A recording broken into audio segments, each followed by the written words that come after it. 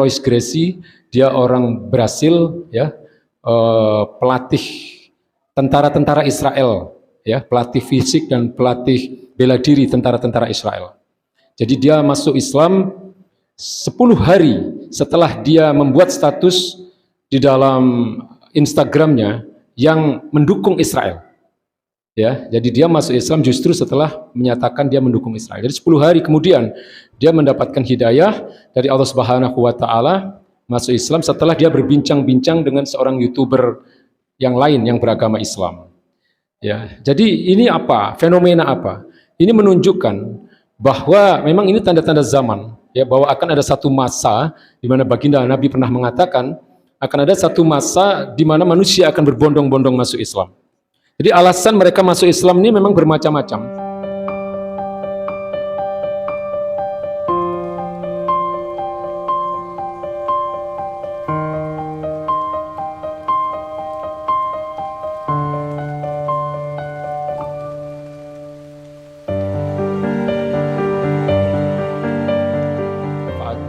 Di yaumil akhir nanti. Amin ya rabbal alamin. Hadirin masyarul muslimin yang dirahmati Allah Subhanahu wa taala. Beberapa hari terakhir ini saya menerima banyak video atau informasi tentang berbondong-bondongnya orang-orang barat masuk Islam, ya, baik itu orang Amerika, orang Eropa, orang Australia, ya.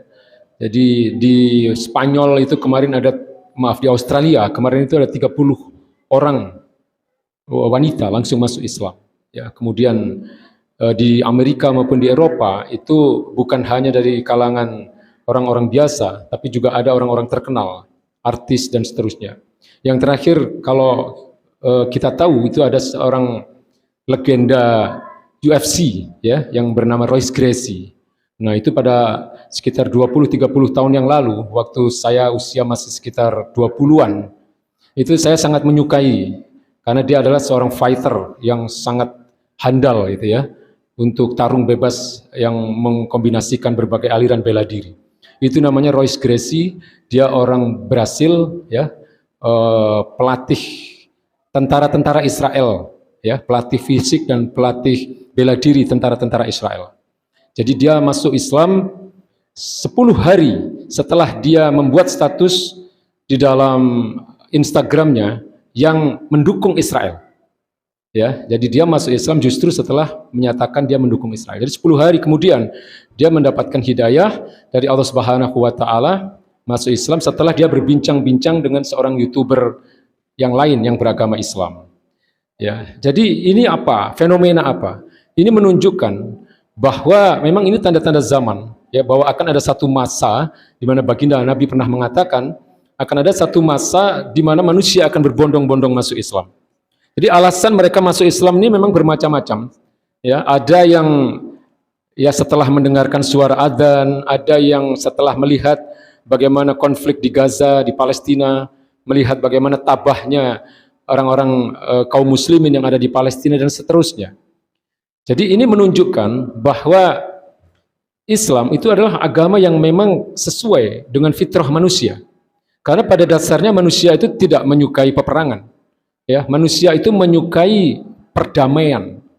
Bahkan ada seorang wanita Yahudi yang masuk Islam lalu kemudian justru mengecam bangsanya sendiri. Ya, jadi ini adalah menunjukkan bahwa Islam ini memang datangnya dari Allah Subhanahu wa taala yang menciptakan manusia. Ya, sebagaimana yang saya katakan tadi, sesuai dengan fitrahnya manusia yang menyukai perdamaian. Nah, memang ini adalah salah satu tanda atau salah satu bukti, ya, kalau kita melihat bagaimana penelitian para ahli bahwa ciri-ciri atau tanda-tanda agama yang benar itu salah satunya adalah sesuai dengan fitrah manusia. Dan Islam adalah satu-satunya agama yang sesuai dengan fitrah manusia. Ya, hanya Islam. Ya, Islam tidak melarang umatnya untuk mencari pasangan lawan jenis. Ya, karena ada agama yang melarang manusia itu berpasang-pasangan, ya, melarang menikah. Itu ada agama yang seperti itu. Ya, Islam tidak melarang orang untuk menjadi kaya, karena itu semua adalah fitrah. Fitrahnya manusia itu ingin mencari pasangan, fitrahnya manusia itu mencintai harta, fitrahnya manusia menyukai penghormatan, ya, jabatan dan seterusnya. Islam tidak melarang itu semua, tapi Islam mengaturnya, ya, dengan syariat-syariat yang datang dari Allah Subhanahu wa taala dan Rasulnya, baginda Nabi besar Muhammad SAW, dengan jalan yang halal. Ya, ini jalan yang halal, ini jalan yang haram. Jadi pemenuhan atas kebutuhan-kebutuhan manusia tadi diatur oleh Islam, oleh syariat Islam. Ya, sehingga manusia itu benar-benar menjadi manusia, berbeda dengan makhluk yang lain. Ya, karena binatang itu juga punya naluri, Pak. Ya, binatang juga punya naluri untuk mencari pasangan. Binatang juga punya naluri untuk menguasai makanan misalnya. Ya, tapi mereka tidak punya aturan. Memang oleh Allah Subhanahu wa taala mereka diciptakan dengan tidak mempunyai kemampuan berpikir, tidak punya akal mereka. Mereka punya otak tapi tidak punya akal. Nah, manusia itu diciptakan oleh Allah Subhanahu wa taala dengan dibekali akal untuk membedakan mana yang halal dan mana yang haram. Ini namanya fitrah. Ya, pemenuhan atas fitrah manusia itu diatur oleh syariat Islam. Lalu tanda-tanda agama yang benar. Yang kedua adalah agama itu akan menenteramkan jiwa pemeluknya. Ya, kita ini setelah menjalankan sholat tarawih misalnya, ya, akan merasakan ketenangan. Biasanya seperti itu, Pak. Nah, semakin kita taat kepada Allah Subhanahu wa taala, semakin kita berupaya untuk menjalankan segala perintahnya dan menjauhi segala larangannya, maka semakin tentram jiwa seseorang itu dan tidak akan mengalami stres. Ya, karena ketika dia diberi nikmat dia bersyukur, ketika dia diberi ujian berupa musibah dia akan sabar. Nah, ini yang namanya bahwa agama ini adalah menenteramkan jiwa manusia. Kemudian yang ketiga, ya, tanda-tanda atau salah satu ciri agama yang benar itu adalah memuaskan akal. Hanya Islam yang memuaskan akal. Dalam arti kalau kita mempelajari kitab-kitab akidah, ya, kitab-kitab yang ditulis oleh para ulama tentang akidah, biasanya diawali dengan proses berpikir. Ya, mengapa Allah itu adalah satu-satunya zat yang patut disembah, ya, bukan yang lain. Ya, jadi ini namanya keimanan yang dilalui melalui proses berpikir. Ya, makanya Imam Syafi'i itu mewajibkan setiap mukallaf, setiap muslim yang sudah akil balik itu berupaya untuk berpikir, ya, menemukan bukti bahwa Allah adalah satu-satunya zat yang memang layak dan patut disembah, bukan yang lain. Sehingga dia akan menemukan keimanan yang semakin kuat. Ya, ini Imam Syafi'i mewajibkan hal itu. Jadi kalau kita yang sudah usia dewasa ini sudah tidak saatnya lagi hanya menghafal, Pak, rukun iman itu. Ya. Karena keimanan itu harus dilalui melalui proses berpikir. Karena agama ini adalah agama yang disebut dengan akidah akliyah, akidah yang rasional, akidah yang bisa dilalui melalui proses berpikir. Ya, sebenarnya mudah sekali untuk menunjukkan bahwa Allah itu ada, bahwa Allah itu zat satu-satunya yang patut disembah, meskipun tidak bisa kita lihat, meskipun gaib. Ya, mudah sekali. Ada satu kisah tentang seorang badui yang ditanya oleh kawannya, "Ya fulan, bagaimana engkau bisa membuktikan bahwa Robmu itu ada?" Lalu dengan mudahnya dia menyatakan, kalau engkau melihat adanya kotoran onta, berarti engkau pasti yakin kan bahwa di situ ada onta. Artinya apa? Ada jejaknya. Ya. Maka banyak sekali di dalam ayat-ayat Quran itu Allah memerintahkan manusia itu untuk berpikir, ya, tentang keberadaan Allah Subhanahu wa taala melalui ciptaan-ciptaannya. Ya, banyak sekali. Inna fi khalqis samawati wal ard la ayati lil mu'minin misalnya. Sesungguhnya dalam penciptaan langit dan bumi itu adalah merupakan tanda-tanda bagi orang beriman tentang adanya Allah Subhanahu wa taala. Atau di dalam surat Al-Ghasyiyah itu ada 4 ayat berturut-turut yang merupakan penekanan dari Allah Subhanahu wa taala agar manusia itu berpikir, ya, bahwa Allah itu ada dan Allah satu-satunya zat yang wajib untuk disembah, bukan yang lain. Afala yanzuruna ilal ibili kaifa khuliqat wa ilas sama'i kaifa rufi'at wa ilal jibali kaifa nusibat wa ilal ardi kaifa sutihat. Apakah mereka tidak berpikir bagaimana onta itu diciptakan? Ya, kemudian bagaimana langit itu ditinggikan? Bagaimana gunung-gunung itu ditegakkan? Apakah mereka tidak berpikir bagaimana bumi itu dihamparkan? Ya, ini semua adalah ciptaan-ciptaan Allah yang tidak mungkin ada dengan sendirinya. Secara logika, ya, tidak mungkin sesuatu itu ada tanpa ada yang menciptakan. termasuk diri kita, manusia, termasuk adanya kehidupan ini. Ya, semua yang ada itu pasti ada yang menciptakan. Dan Sang Maha Pencipta yang sering kita sebut dengan Al-Khaliq itulah Allah Subhanahu wa taala. Ya, jadi jangan pernah berpikir bahwa apa yang ada di dunia ini semua itu ada dengan sendirinya, Pak. Ini cara berpikir orang ateis. Ya, orang ateis itu berpikirnya seperti itu. Mereka tidak meyakini adanya zat yang Maha Mencipta, tapi mereka berpikir sesuatu itu ada dengan sendirinya. Ini orang-orang ateis. Ya, maka Allah perintahkan kita sebagai hambanya untuk memikirkan ciptaan-ciptaannya.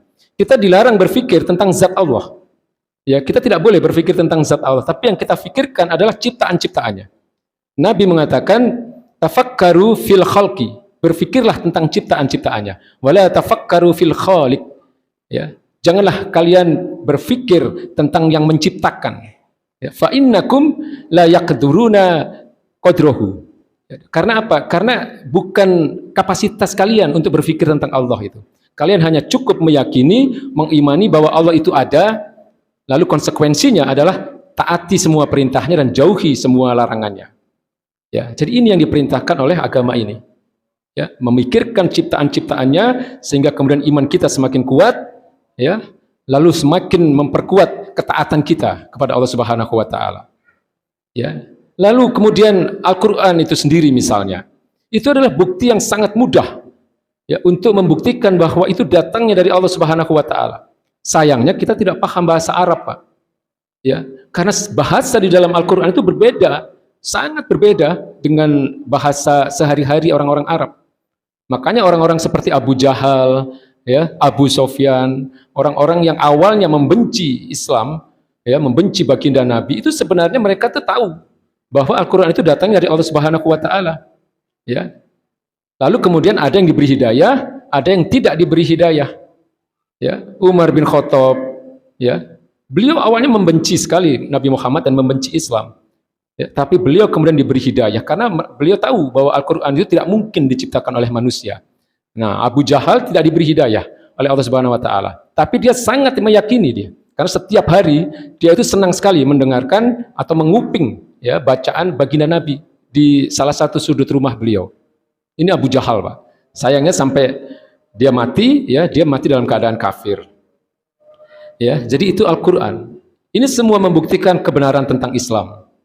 Ya, lalu satu lagi yang tidak ada di agama lain adalah bahwa kita punya suri tauladan. Ya, orang yang setiap perbuatannya, setiap ucapannya, setiap persetujuannya itu adalah sumber hukum dalam agama ini, yaitu baginda Nabi besar Muhammad SAW. Ya, di agama lain tidak ada, Pak. Makanya dalam Islam itu ibadah kita itu secara prinsip tidak ada perbedaan di seluruh dunia. Karena kita punya suri tauladan yang satu. Ya, kalau bapak-bapak lihat agama yang lain itu ibadahnya berbeda-beda, Pak. Ya, satu negara dengan wilayah yang lain itu bisa berbeda-beda cara ibadahnya karena mereka tidak punya suri tauladan. Ya, nah seharusnya kalau mereka mau berpikir, ya mereka akan menemukan kebenaran itu dalam Islam. Maka banyak sekali di antara mereka yang mau berpikir, kemudian mempelajari Islam, lalu mereka kemudian diberi hidayah oleh Allah Subhanahu wa taala, lalu mereka masuk Islam. Dan hari ke hari makin banyak ini. Di Inggris itu setiap hari ribuan orang yang masuk Islam. Ya. Ratusan atau ribuan lah. Ya, di Inggris, di Perancis hari ini umat Islam itu menempati peringkat kedua atau ketiga. Ya, karena umat Islam rata-rata ingin punya putra yang banyak, ya, punya anak yang banyak. Sementara orang-orang Yahudi, orang Nasrani, mereka justru lagi senang-senangnya menikmati faham child free, Pak. Child free itu menikah, ya, berpasang-pasangan, hidup serumah, tapi tidak mau punya anak. Nah, sehingga hari ke hari populasi umat Islam itu makin hari makin banyak. Ya, jadi ini semua saya ingin menyampaikan sebagai umat Islam kita harus bersyukur bahwa kita sudah ada di dalam agama yang benar. Kita insya Allah semua masuk surga, ya, kecuali yang enggan. Baginda Nabi mengatakan begitu kan? Barang siapa taat kepadaku, mereka akan masuk surga. Tapi mereka-mereka yang tidak taat kepadaku, mereka sebenarnya tidak mau masuk surga. Maka sebenarnya konsekuensi kita hari ini adalah mentaati segala perintahnya dan menjauhi segala larangan dari Allah Subhanahu wa taala. Sebagaimana disampaikan oleh Allah Subhanahu wa taala dalam surat An-Nur ayat 51. Innama kana qaulal mu'minina idza du'u ila Allahi wa rasulihi liyahkuma bainahum ayyaqulu sami'na wa ata'na. Sesungguhnya ucapan orang beriman itu ketika kepada mereka diseru untuk taat kepada Allah Subhanahu wa taala dan Rasulnya, maka ucapan mereka, kalimat mereka hanya satu, jawaban mereka hanya satu, sami'na wa ata'na. Kami mendengar dan kami taat. Dan Ramadan ini mudah-mudahan menjadi training center bagi kita untuk di kemudian hari akan menjadi muslim yang semakin taat kepada Allah Subhanahu wa taala. Barakallahu wa lakum fil Qur'anil azim wa nafa'ni wa iyyakum bima fihi minal ayati wa dzikril hakim. Innahu ta'ala jawadun karim raufur rahim fastaghfiruhu innahu huwal ghafurur rahim.